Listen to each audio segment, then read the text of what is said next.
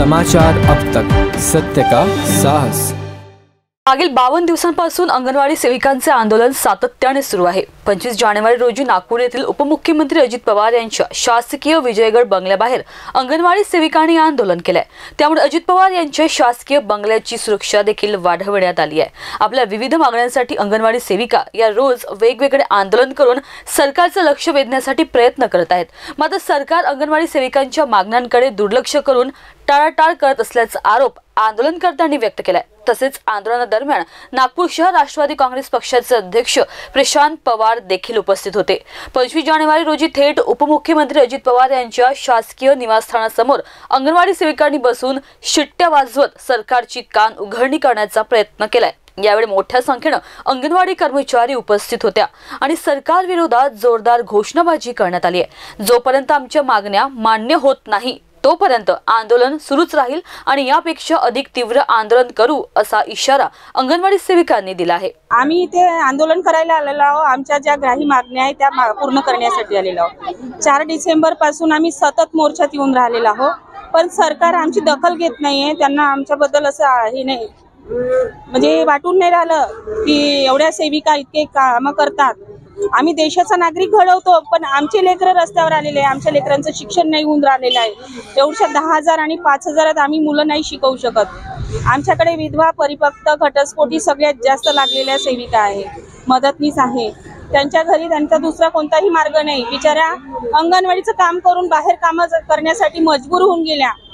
पण आमचा जॉबच असा आहे की आम्हाला हे म्हणतात गव्हर्नमेंट 5-6 घंटे आहे, पण आमचा जॉब हा 24 तासाचा आहे। आम्हाला कधीही फोन येते, कोणाच्या लाभार्थ्याचा फोन येते, त्यांचं वजन, उंची सगळं रेकॉर्ड आम्हाला ठेवावं लागतं। आम्ही वजन, उंची वगैरे सगळं काढून देतो गव्हर्नमेंटला आणि पूर्ण काय म्हणते बा, तरीही गव्हर्नमेंट आमच्या मानधनात वाढ करत नाहीये। आम्हाला आता 26,000 वेतन पाहिजे म्हणजे पाहिजे, त्याच्याशिवाय आम्ही मोर्चा सोडणार नाही, संपात मागं घेणार नाही आणि माघार घेणार नाही, कधीच नाही घेणार जोपर्यंत आमचा 26,000 मानधन होत नाही आणि मदतीसांचा 20,000 मानधन होत नाही।